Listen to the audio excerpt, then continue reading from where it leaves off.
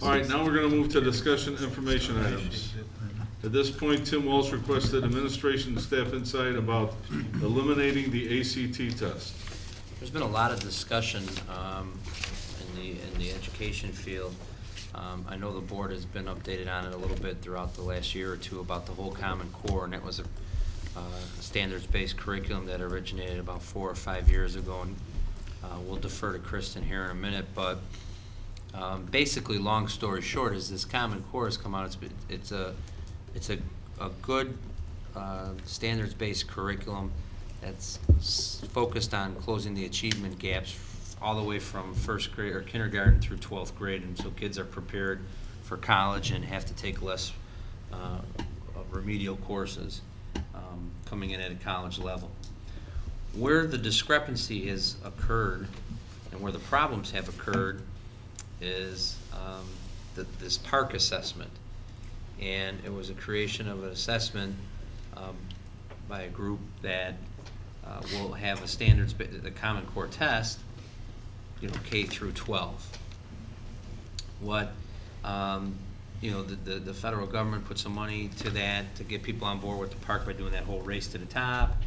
And then the states were joining on the Common Core, this PARC testing.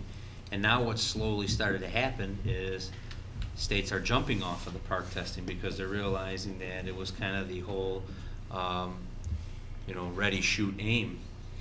And the research hasn't been done and the test hasn't been piloted long enough to where there's accurate measures to show where, how much should kids be growing and how does it correlate to an ACT. The biggest disconnect that the high school superintendents have been screaming for about a year at our association meetings, and when I go to these different lunch meetings where we have state reps, or when last month we had the state superintendent, Christopher Cook, come, was that the colleges and universities are nowhere near on the same page with the state in regards to this PARC assessment, and they have not said that they would even consider, nor do they, most of them that we've talked to haven't even been aware about the change in testing, so that basically the state's moving forward where PARC would somewhat replace the ACT in your high schools. At school, and they will use PARC as the accountability measure instead of the PSAE, which is the work keys, and the ACT. So what the high schools have done, in the letter that I've attached, I was at this meeting, my name was left off the bottom of that, but we sent a letter to the state to show them, like, if we implement this PARC testing, we would basically lose almost our entire fourth quarter, because you'd have to do a testing at 75% through their junior year in both math and English, and then you have to do it again at the 90th time, and you also have to fit in their AP exams, and you also have to fit in their final exams. The second thing we were trying to say is you're using this as an accountability measure, and our high school parents don't relate to the PARC assessment. They relate to an AP exam, which is either going to get their kid college credit and save them money, or the ACT test, which is what the schools that their children are applying to are looking to accept and what kids are looking to improve.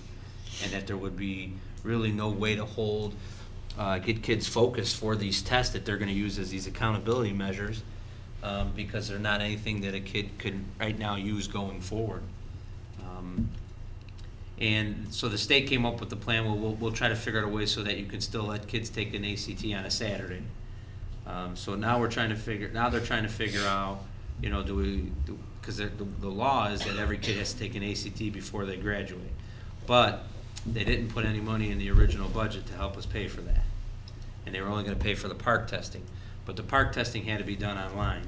And when they realized that all the schools in Illinois didn't have the infrastructure to test every junior and every freshman, is it, or freshman, sophomore, and junior, online and lab space and computers, then they charged a penalty if you gave a paper and pencil test of the PARC.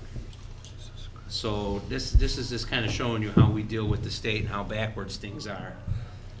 So there is a big push from the superintendents, and eventually there will be pushes, I think, through the School Board Association for high school districts, so that the boards become more vocal in saying, we're okay with the concept of the PARC measuring K through 12, and if they wanted to give PARC K through 8 because they feel the previous rap was that the ISAT test that the elementary schools were taking K through 8, everybody was scoring excellent and above standards.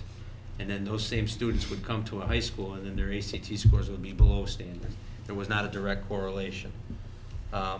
So what the high schools are recommending is, hey, if you want to keep the PARCC assessment, keep that for K through 8 and keep the ACT and the work keys as the primary assessment for the high school, so that there's motivation for kids. The parents understand why we're pushing it. It ties into the whole college and career readiness. So I think when Tim was asking this question, there was an article, I think, in the Tribune that said these new assessments would basically be eliminating the ACT, and what parents in high schools are. Your letter and your group seems to be right on what my concern was. Yeah. So, Kristin, you have anything to add as our C&I person? No, I think you mentioned the biggest things is that the amount of testing time that it would take, and even though it's only 9.5 or 10 hours of testing time, in order to schedule it so that they're all in front of a computer requires staggering it over 2 or 3 days each time for juniors, and so it's very hard for teachers to continue to teach when you're constantly rotating out a group of students to take a standardized test.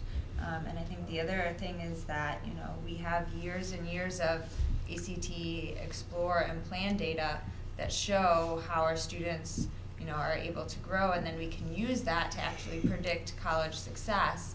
And with PARCC, and not having any data or any even cut scores yet, I think it's very hard for educators to get on board with that. If you think about the pool that the ACT has to show where Exploring and Plan scores are, and then show, hey, what are the norms? Anybody that usually grows 4 to 5 points or 5 to 6 points between their Explore and their Plan, everybody's falling in between 20 and 22 on the ACT. I mean, there's years of data, and there's the national norms that they get to have access to. So you're starting to see more states pull out of this, and I think that's what's starting to happen in Illinois now, is they're realizing. They offered an opportunity for us to field test the PARCC this spring. And just to give you an example of how working with the state is not exactly easy, is they had us field testing this in April, correct? For a few junior classes and a few freshman classes. You would have, the students would take the online portion. I think the freshmen were doing math, or were they doing both? We originally had sophomores and juniors doing English, and then doing the 2 different sessions, so once in April and then once in May. But they'll give you access to take the online test, but they will not give you any access to the results.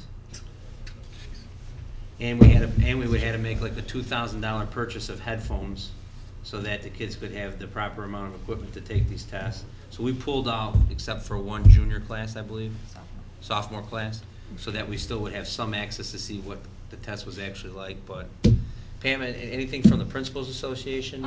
Yeah, well, I think one of the big concerns from the principals is that there's now a free ACT test for every student in your school, where years ago, if you remember, not everybody took the ACT, and there was a disenfranchised part of the school population who either couldn't afford it, whose parents didn't go to college, or didn't have access, that they're afraid if the state removes that free ACT test, we're really going to have a lot of students who might not be as college bound or as on track for going through the normal pathway to get there. And since there isn't any confidence that the colleges even know what the PARCC test is, we don't want to give up that ACT for all of our students, because that's just opened up so much opportunity for students. Look here what we've done with students in getting them into college.